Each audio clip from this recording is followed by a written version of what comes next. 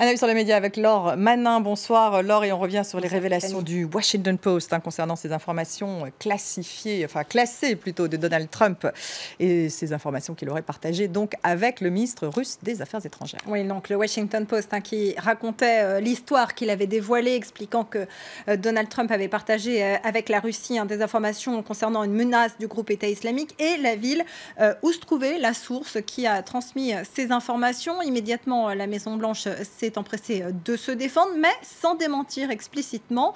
McMaster, qui a fait ce démenti, le général McMaster, Conseil de la sécurité nationale, a expliqué que l'histoire telle qu'elle est rédigée est fausse. Il n'y a pas aucune source de renseignement ni de méthode qui a été évoqué à aucun moment, explique-t-il. Il répond en réalité à côté de la plaque, souligne le Huffington Post. Elle dément, la Maison-Blanche ne défend, mais ne dément pas explicitement le partage d'informations.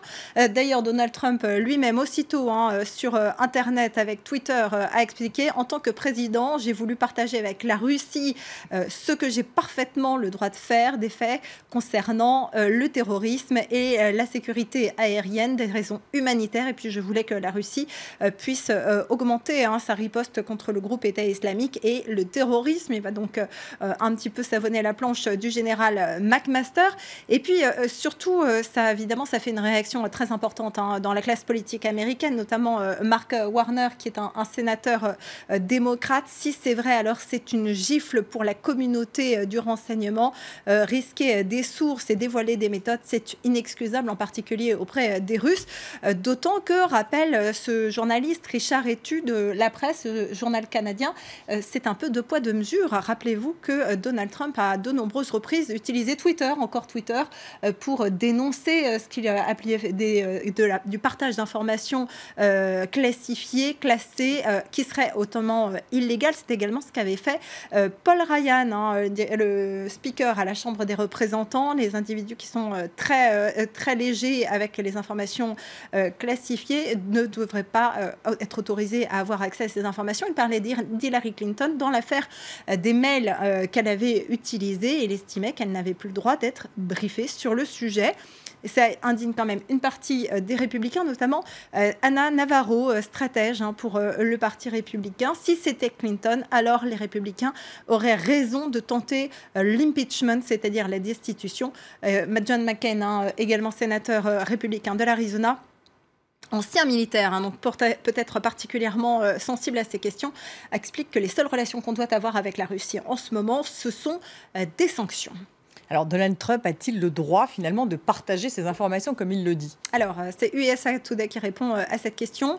Oui, c'est parfaitement légal. Le président américain est celui qui peut décider de déclassifier des informations, mais c'est quand même problématique, souligne Business Insider, parce que ce serait rompre d'une certaine manière le serment qu'il a fait lors de son investiture. Et puis surtout, souligne le journal, ce n'est pas un renseignement américain que Donald Trump a partagé, c'est un renseignement étranger d'un allié, et par conséquent, souligne Slate, ça va faire perdre à Trump la confiance qu'il lui reste chez ses alliés. Forcément, c'est très mauvais, d'autant qu'on parle d'une source du Moyen-Orient. Le Guardian insiste là-dessus.